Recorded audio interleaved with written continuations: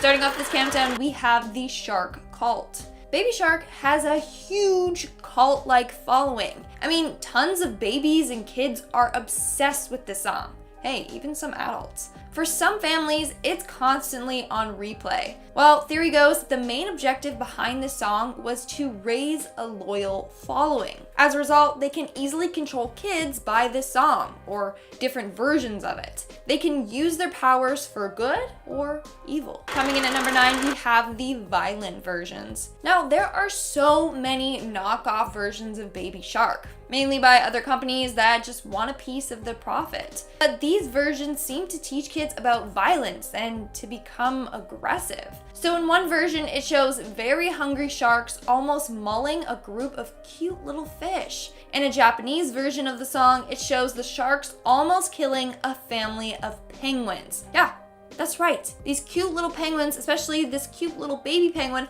almost get killed by the shark family. It's a pretty dark and unexpected version that may just be teaching kids to be savage and violent like sharks. Moving on to number 8, we have the mind control. This next theory suggests that Baby Shark is so catchy because it contains a mind control element. It basically has the ability to control children and adults. When you watch Baby Shark, the bright colors and graphics draw your child in. Their eyes hardly leave the screen. They follow along to the actions mindlessly.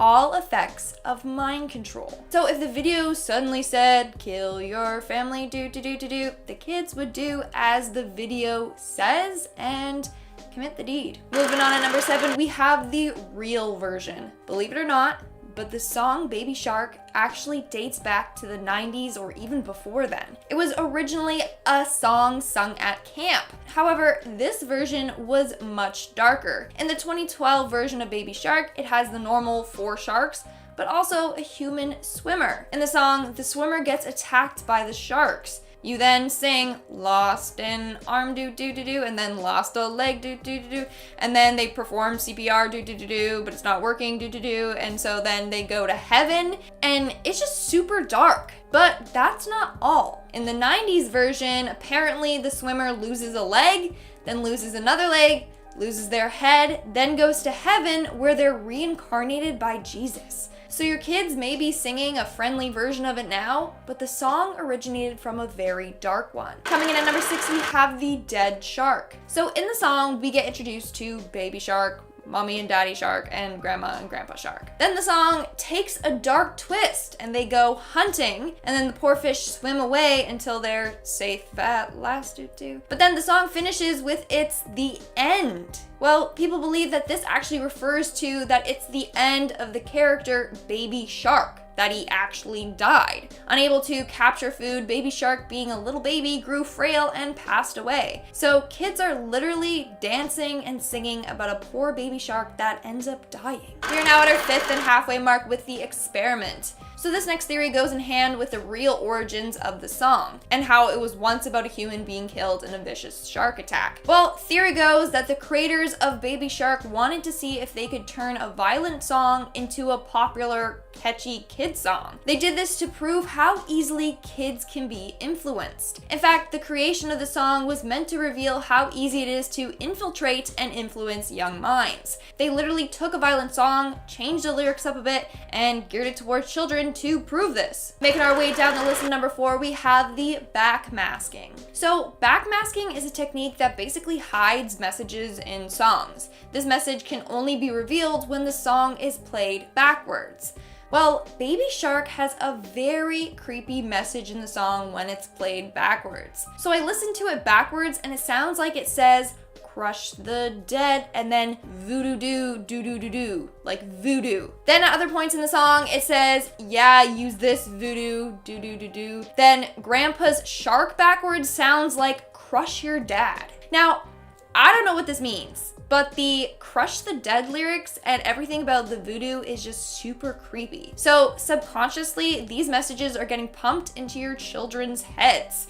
Who knows what it's really doing to them? In our 3rd spot, we have the stereotypes. Now, let's really take a closer look at this video. It is filled with gender stereotypes. First of all, the girl sings and dances to the female characters. She sings about Mommy Shark and Grandma Shark.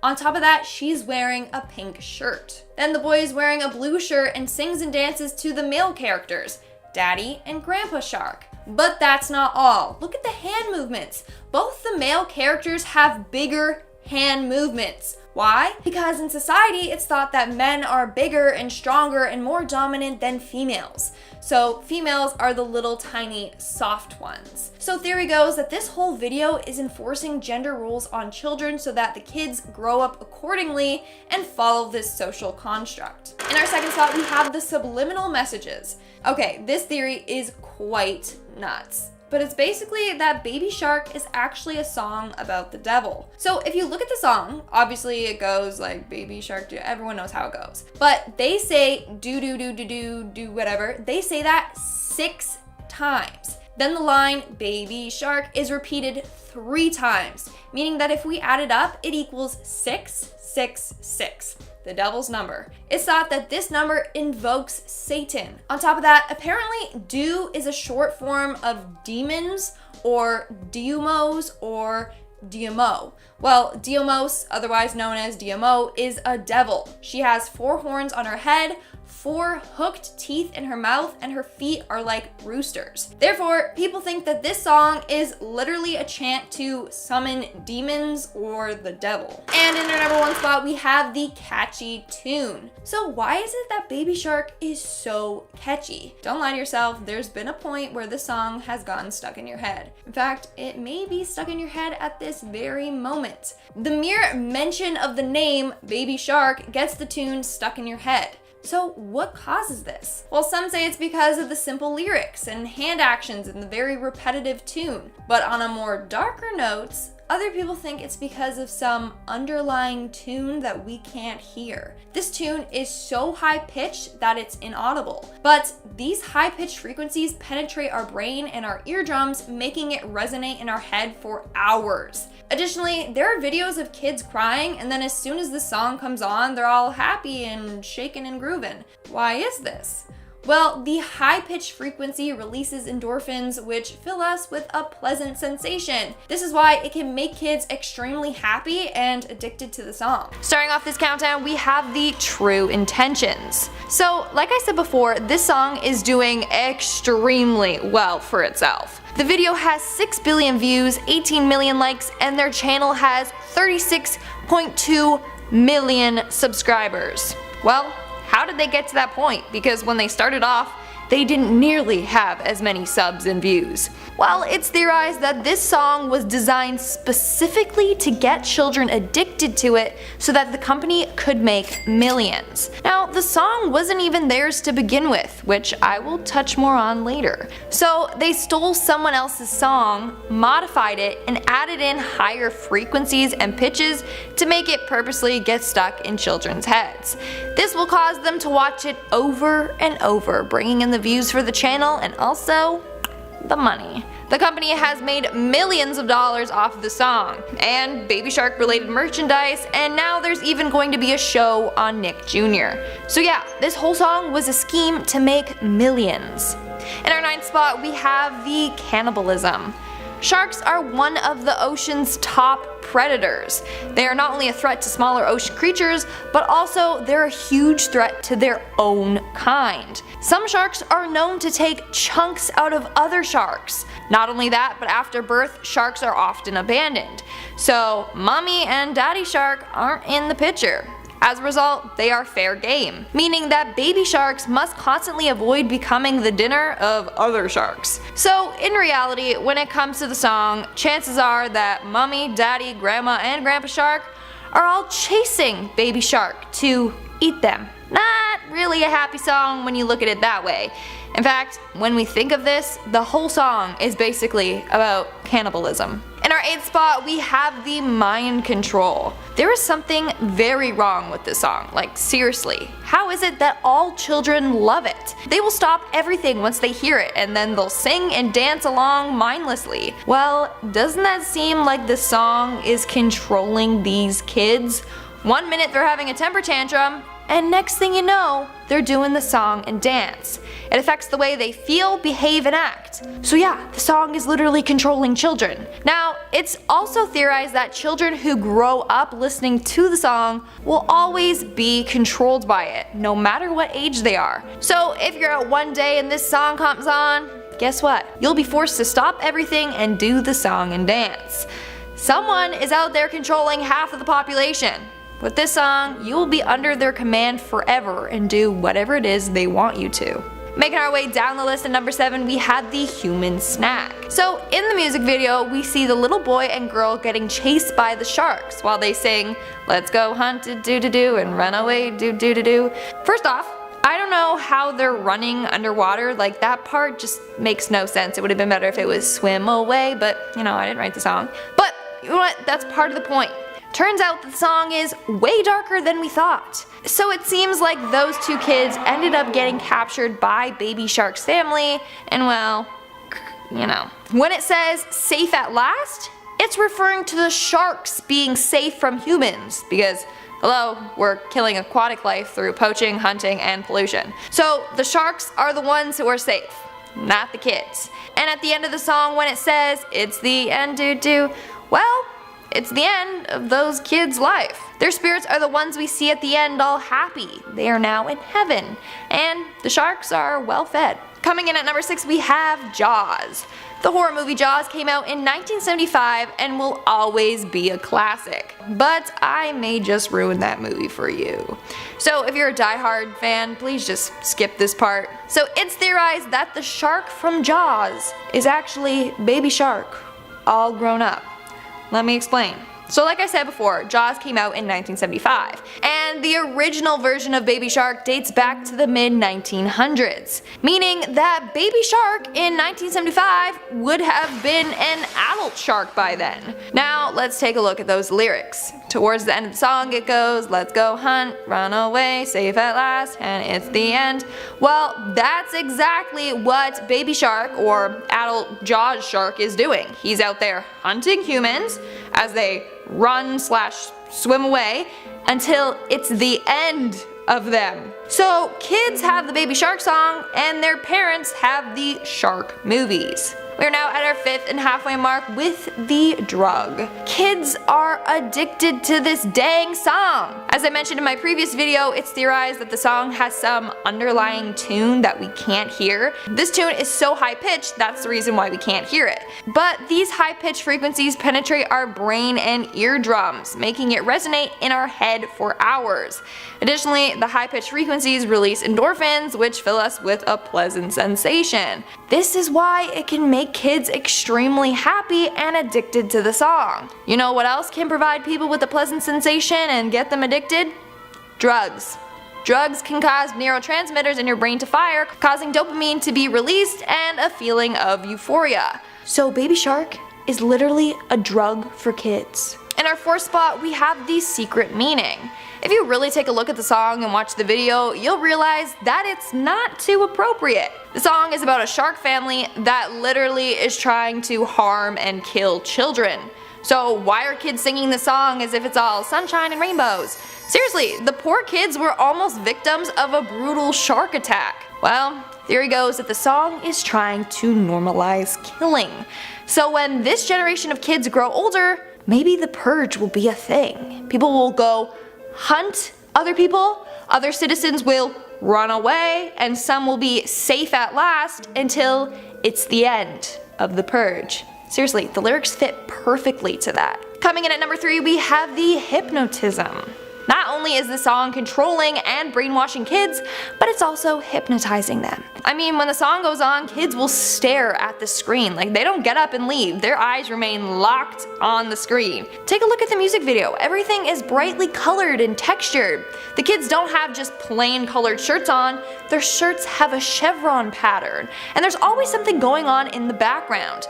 So the whole video was designed to hypnotize kids. It makes them want to just sit there and watch it over and over again, making them lose track of time. I mean, it's a good thing for parents, but whatever. Well, their plan worked, and that's probably how they got so many views. In our 2nd spot, we have the training camp. This theory goes that the company that produces all of these child-friendly songs is actually responsible for a bunch of kidnappings. The kids we see in the videos are the ones that were, kidnapped.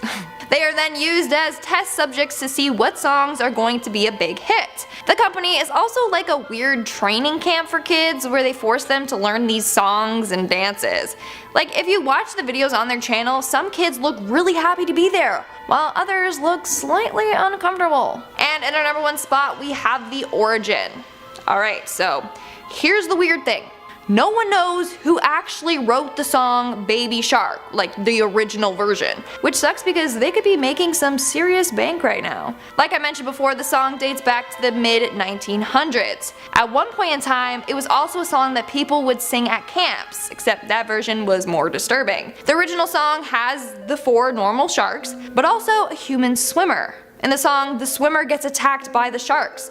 You then sing, lost an arm doo doo doo doo, then lost a leg. They perform CPR, but it's not working doo doo doo, and so then they go up to heaven doo doo doo. Why do I have to keep saying that? But that's not all. In the version before that, apparently the swimmer loses a leg, then loses another leg, loses their head, and then goes to heaven, where they are reincarnated by Jesus. Seriously, who wrote that? So honestly, the question is, who wrote such a dark song and how did it become so popular? Well, theory goes that it was written by a psychopath or even a serial killer. So in reality, kids are singing a song that was created by a very dark and twisted individual. At number 10, we have a close call. Now, this video will probably scare the hell out of some people, but I think of this as just the perfect representation of how close you can get to sharks without having them tear you to pieces. Now, that is a little freaky. That's a hammerhead shark, and you can see it sweeps in very close, and it looks like it's gonna take a chunk out of our diver, but then he's okay.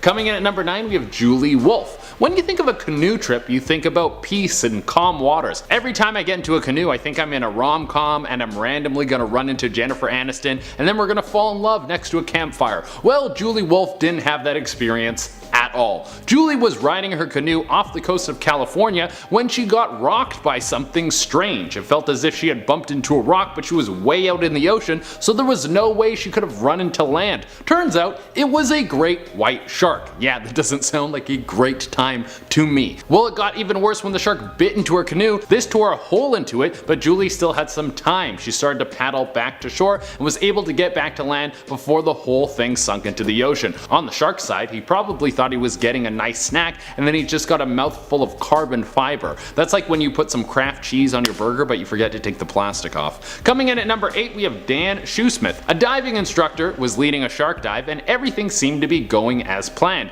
He took his group down to the bottom of the ocean, they kneeled in the sand, and the shark started to swim around them. The time underwater was finishing up and they started to ascend to the surface. Now, normally the sharks would swim away at this point, but they started to follow the group to the surface. Not only that, but it seemed that they were getting closer. Dan got his group of divers to huddle together and stick their fins out to create some distance in case the sharks got close. He then filled a safety buoy full of air and sent it to the surface so the boats would know that he was approaching the surface. When he did this, one of the sharks chased the buoy to the surface. The group of divers waited about 10 meters below the surface for what would have felt like an eternity, but eventually the sharks left and they were able to safely exit the water. Coming in at number 7, we have the Jaws encounter. I had to put a movie one on this list, especially this movie. Think about what your chances of running into a shark are. How much time you spend around water. I know some people who are even afraid of swimming in pools because they think something is going to try and eat them, and this is largely part of this movie. Jaws gave generation after generation an irrational fear of sharks.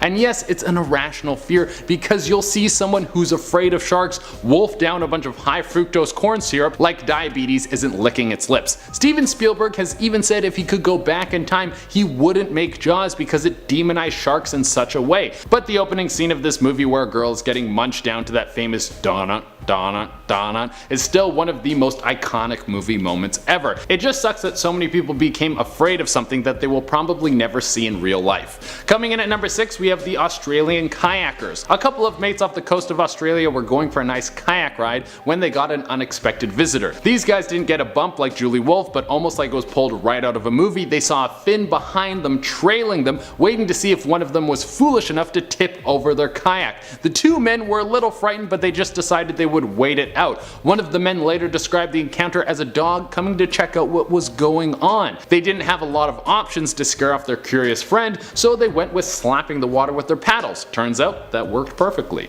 Coming in at number 5, we have Cops vs. Sharks. No, this isn't the title of the new motion picture that's going to be coming out this fall. It's actually an incident that happened in Australia. It should be no surprise that Australia has back-to-back slots on a list about shark encounters. Well, a couple of police were responding to something that had them out on a little dinghy. I don't know what kind of water crime that could be, but they were out on a very small boat and a 16-foot great white shark swam by the boat. I don't think there's anything in the police training manual about that. Coming in number 4, we have when Sam Jackson got eaten by a shark. Okay, just one more movie one on the list. This one is my favorite Sam Jackson movie moment ever. Sam Jackson is trying to rally the troops in the movie Deep Blue Sea. It's a moment of motivation. It seems like everything is about to turn around. But here's the thing about Deep Blue Sea. It's more of a horror movie than an action movie. And when things seem like they're starting to get good in a horror movie, you know they're about to get so much worse. That clip is so funny. A bunch of them got wetsuits on and everyone is glistening with sweat for some reason. I love every second of it. Cheesy deaths in movies are some of my favorite things. Alright, let's move back to real people getting eaten by sharks. Coming in at number 3, we have bathroom break. You know, if you're tucked away in a cage, the shark will find some way to get to you. A group of divers were down in a cage taking some photos of a massive shark swimming by when this underwater king hit them with one of these.